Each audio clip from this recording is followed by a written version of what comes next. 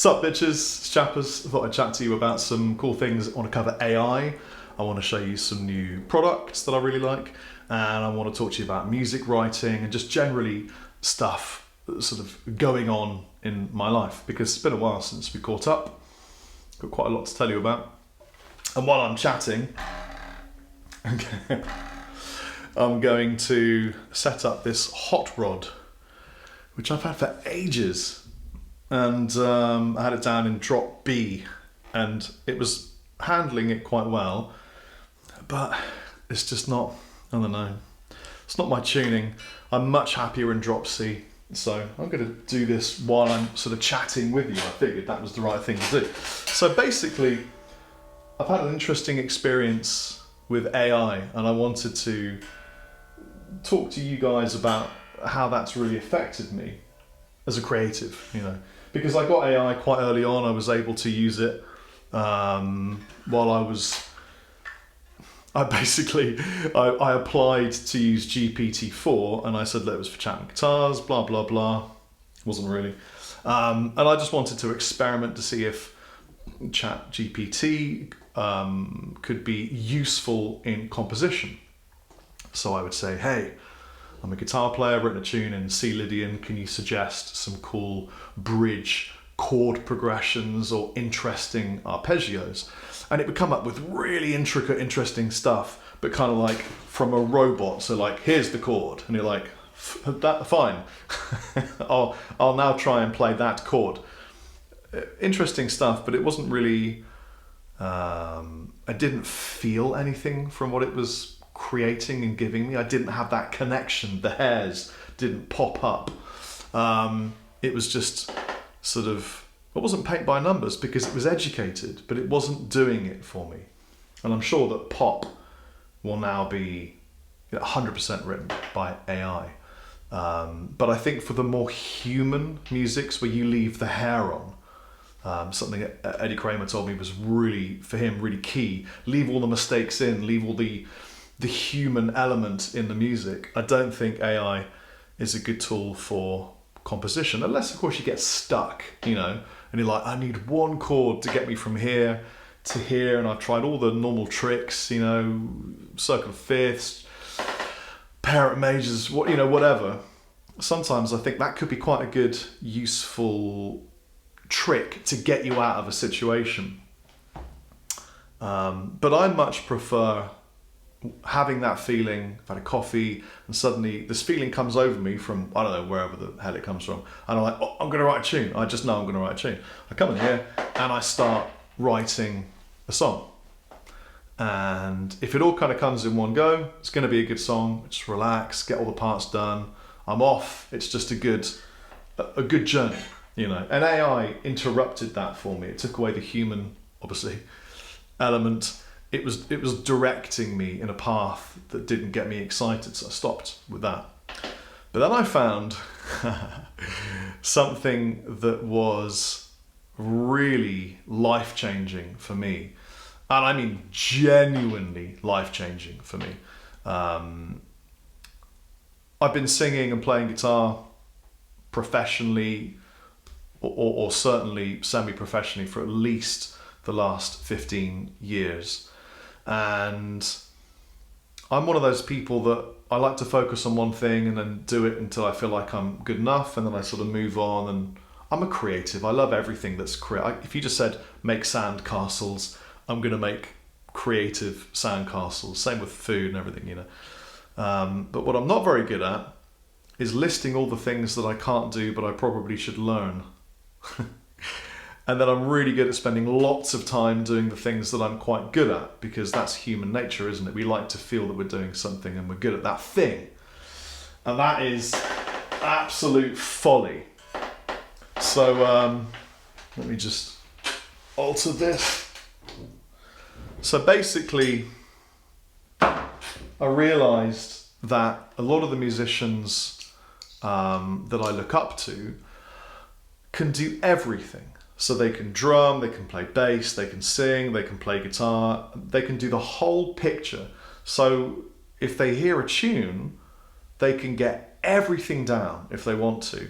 And then they can just either self-release that and have it as a solo thing, or they can present it to a band as a structure, as a concept, and then it's much easier for the band to assimilate and then create their own part from whatever the stem was they were given.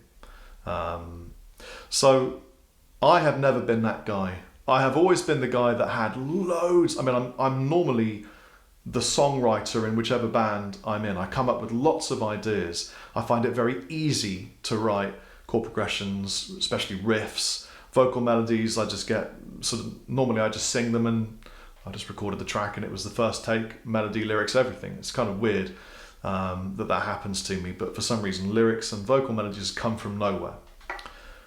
But I couldn't drum, couldn't play bass, had very limited knowledge of my recording interface.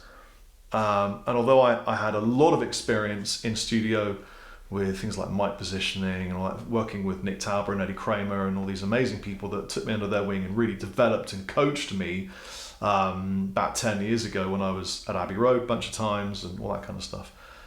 I never learned to do the things I didn't know how to do until one day I had this song in my head and I thought, damn, this is good. This is a good song. And it had that kind of almost Dorje and then almost Clockwork vibe. It was a hybrid, which isn't surprising because, I wrote a lot of music for Dorje and I wrote a lot of music for Clockwork. I have this progressive rock thing in my system, and I have this sort of Southern Americana. A big fan of Alison Krauss, Ron Block, Dan Tyminski, all those guys. I think they're amazing. And I realized that I couldn't get this down properly because I couldn't program drums, I couldn't play the bass, I couldn't do all these things, and it was just like, this is just too much, I've had enough is enough. At this point I need to know what I'm doing. So I went on ChatGPT and I said, can you teach me how to program drums? And it said, yeah, sure. And it just gave me very simple step-by-step instructions on how to program drums in Logic.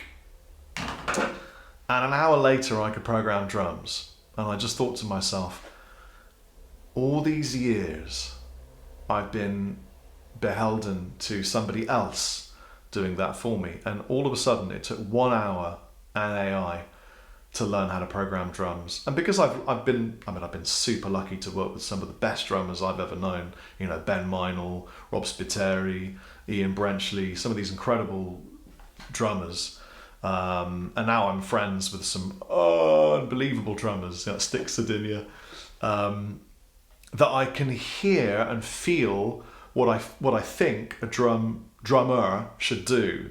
But of course it's going through a vocalist guitarist, so I'm putting down the rudiments, the basics, but it doesn't necessarily sound how a drummer would play it, and that's the next phase for me. But I got it in 1 hour, and that really made me think. So I went out and I bought a bass. I got this this Ibanez, whoop, whoop, whoop. And I just practiced on it, as a guitar player playing a bass, which is mega lame, but it got me through what I needed to do. And then I asked ChatGPT for a few pointers, and I watched a few of my favourite bassists like Felipe D'Andreoli and my buddy Zaire, and I got better, and then I got kind of good, and then I started writing music in my head. I normally write music in my head, and then I come in here and I get everything down. So I start with a scratched guitar track, and then I'll keyboard warrior the drums in, and then I'll quantize it and do all that kind of stuff. And then I put a scratch bass track down, and then I just do everything. And then the last 2 weeks I have written and recorded 4 songs on my own. And the experience has been super rewarding because it's allowed me to feel self-sufficient. I'm in a band because I love working with guys who are better than me and teach me, and the vibe is just beautiful. It's this friendship, this fraternity, this kind of creative passage. And then writing on my own, although it can be a little bit sort of lonesome when you're in it and on it, it feels amazing. You have this sense of like, this is my world, and I'm in this world, and nothing is going to prevent me from getting this thing down.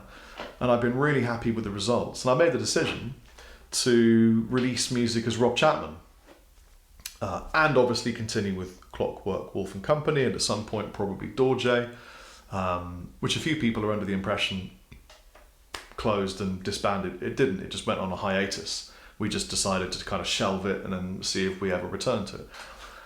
So, yeah, I've been using AI to teach me, and I think that's the key. Get it to skill you up with things that you've been putting off, you know? So now I can record everything, and it feels amazing to just sit down and go, oh, I need a bass line, whack out my bass. And the next thing that's really enabled me, because, I mean, if you've been watching me for the last 10, 15 years, over the last 300 million views, I can't even believe that, you'll definitely know that I'm a super old-fashioned valve amp head. I love amps. I love the smell of a valve amp, I love the feel of it in the room. But when you're in a flat with a 6-year-old son and a 4-year-old daughter, and their bedtime is like 7 p.m, and suddenly you get inspired, you can't crank up your Richie Kotzen combo, 50 watts of pure joy, it's not going to happen.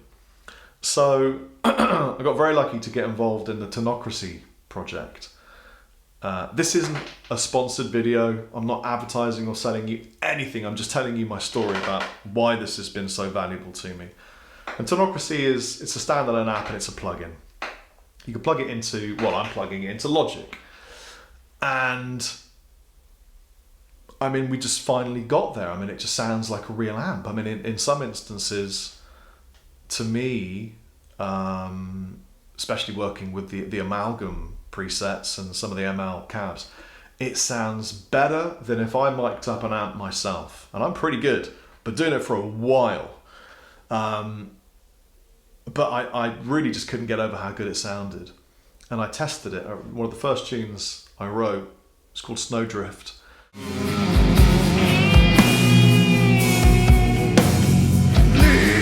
into the world, no matter where it blows you. Lean into the world, no matter where it pulls you. And I wrote it specifically to present grunge rock to a young audience who are used to 60-second reels. I wrote it to be roughly 60 seconds in duration, and I'm going to shoot a music video where I play everything myself and make it 60 seconds, put it in portrait and put it out as an Instagram reel. The music video will be an Instagram reel or a YouTube short. And everything on that track is imaginary, apart from my voice. The guitar is Tonocracy, the bass is Tonocracy, the drums are Superior Drummer. I had the drums tweaked by Chris Hardwick, who was the original drummer for Clockwork Wolf and Company. He just, manipulated it and made it more as if it was a drummer. And then I had it mixed, had it mastered by my buddy Mark, who has mixed everything Dorje ever did, Tosca pretty much mostly did. He's at Middle Farm with Beer doing some of the Totemist stuff and some other projects Beer's working on. Mark is a phenomenal engineer. He's a bit like Luke, one of these guys that can kind of do everything. Actually, he's a drummer. That's his one chink in the armour. And Mark didn't know. I don't think he knew it was a plugin till I told him. I wouldn't have known, to be honest with you, because it has all those little imperfections. So now I find myself in this world where all of a sudden, any time of day, I can plug into my interface and I can record pretty much everything apart from vocals. And vocals I prefer to do, it's a bit sort of odd, but I prefer to do them early rather than late. I'm a morning guy. I get up about 6:30, do kid stuff, lunches and breakfasts. And then if I get that feeling, I'll come in here and I'll record, write, sing. If I don't get that feeling, I'll do something else. I never force that feeling. But I have been super enabled by GPT, by Tonocracy, all these things. It's just really given me a new direction and a freedom to create silently, whenever I need to. And I'm not tethered to here. This is the crazy thing. I actually had a problem with this. I don't know if anyone else has had this problem. I love this Apollo 4. I think UA make amazing stuff. This isn't a paid video. But I had some problems getting some little electric shocks. Nothing severe, just like a little bit of, little kind of on my guitar. And I went, oh yeah, I've got that cool little Sterling, it's called the Harmony 224, I think it is. It's a Harmony Sterling Guitar Center's own brand preamp. It sounds good. And it's powered by my laptop. I got a new laptop recently. Now my new laptop has pretty good battery life, and it's got the M4 chip, so it's super quick. Battery lasts for ages, and my preamp is powered from, you see where I'm going, from this laptop. So I can now take my Harmony preamp, my laptop, and a guitar anywhere and record music or shoot a video. That's like next level. It now means that I can jump in a car with my wife or on my own or whatever and just head to the beach, like I did in the video recently, teaching some Metallica stuff, or to a forest, or to a cliff or a cave. And I imagine I can track, I can take this microphone here, which is this, beautiful ribbon mic, into a cave in Malta and record myself, singing or playing or whatever, and I can get these beautiful moments in the music. And I had to go through a bit of a learning curve, especially with Tonocracy in terms of pickups, because I tend to use mega high output pickups, and plugging straight in to the high Z, it doesn't like it up. It doesn't want it to be quite so hot. So I had to wind down a lot of my pickups to make them sort of appropriate for going in the high Z, the input that you use to record guitar. But the pickups all still sound different. The guitars all still sound different, even through the plugin. And of course you can go into pedals first, and it's a whole new world for me. Probably most of you are like, well, yeah, we know this. I'm totally new to this stuff. I've never really delved into it before. It's a completely new adventure for me. Anyway, I love it. I'm aiming to release a music video once a month from the beginning of next year. And I've already got 4 tracks stockpiled in mixing right now. One of them's come back from mixing. So for me, it's just this new planet. Anyway, I thought I'd have finished this, but I'm enjoying a chat with you guys. Feels good. I have a friend on Instagram. He goes by Fingolfin. It's definitely not his name. And he makes these really ridiculous but very fun dinosaur themed pedals. He doesn't know I'm making this video. I haven't told him I'm going to make it. He just sent me some pedals to check out. This is the Dimetrodon Distortion. The pedal brand is called STEGGO. It's a super homemade type thing. This is the Secret Spinosaurus. And what I love is that not only are they dino themed, but you get a little dinosaur toy inside each pedal, which I think is really cool. And they're really good pedals. They are versions of a thing that you would be familiar with and blah, blah, blah. But then he sent me this. And again, it's kind of a version of a thing. And again, it comes with a little dinosaur toy, which is beautiful. This is the Cloned Kentrosaurus, and it is a staggeringly good clone. I highly recommend that you go check out this pedal and other stuff he does. Like I said, he doesn't know I'm doing this. I have nothing to gain. Yeah, he gave me these pedals. We're kind of mates. He's actually recording a little bit of a solo on one of the Clockwork tracks. But I wanted to show you that this is the vibe. Always remember, don't pay more when you can get a pedal with a dinosaur. Anyway, let's plug it in, see how it sounds. Kentrosaurus, got a super green bright light. It's unbelievably green.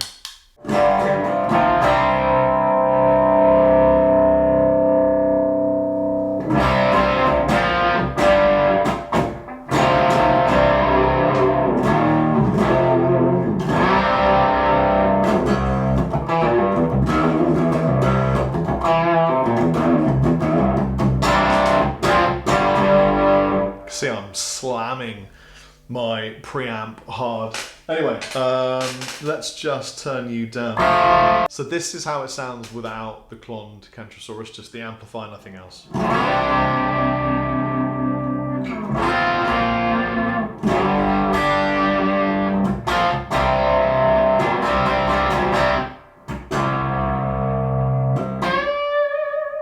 And here it is.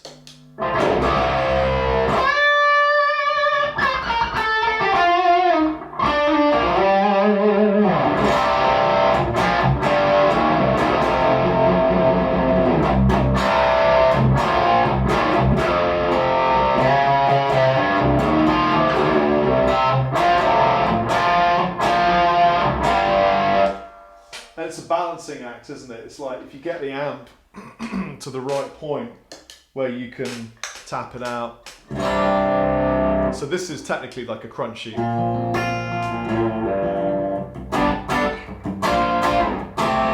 Crunchy, clean type vibe. Slap it down.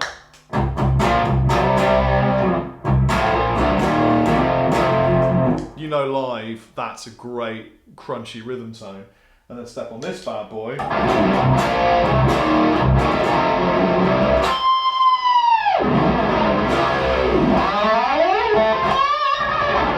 It's amazing. It sounds really good. And what I'm loving is that it's just kind of, and it sounds like a cliche because it kind of is, it's not colouring the amp's sound. It's a little bit like that BadCat pedal I had, but it's got a very slightly different timbre.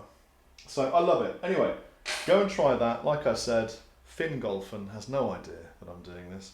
It's a beautiful pedal. I wish the LED wasn't quite so bright because it's almost blinding. Cloned Kentrosaurus. We need more. We need more dinosaur themed pedals.